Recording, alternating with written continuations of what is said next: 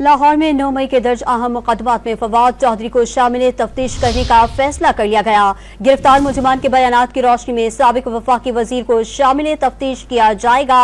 मज़ीद तफसीलात जानते हैं डॉन न्यूज के नुमाइंदे वसीम रियाज से। वसीम, तफसीलात से आगाह कीजिएगा।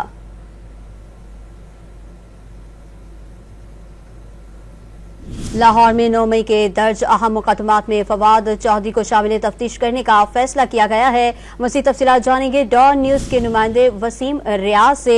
गिरफ्तार मुलजिमान के बयानात में फवाद चौधरी के मुलव्विस होने के शवाहिद मिले हैं। वसीम रियाज, क्या तफसीलात हैं आपके पास, आगाह कीजिएगा। देखिए, फवाद चौधरी को 9 मई के अहम मुकदमात में शामिल तफ्तीश करने का फैसला किया गया। तफ्तीश के दौरान गिरफ्तार मुलजिमान के बयान की रोशनी में फवाद चौधरी को शामिल तफ्तीश किया जाएगा। पुलिस का कहना है कि बयान में फवाद चौधरी के वाकयात में मुलव्विस होने के शवाहिद जो हैं वो मिले हैं। फवाद चौधरी ने तमाम मुकदमात से तो करवा रखी हैं, लेकिन काबिल रहनुमा कुछ मुकदमात में शामिल तफ्तीश नहीं हुए। फवाद चौधरी को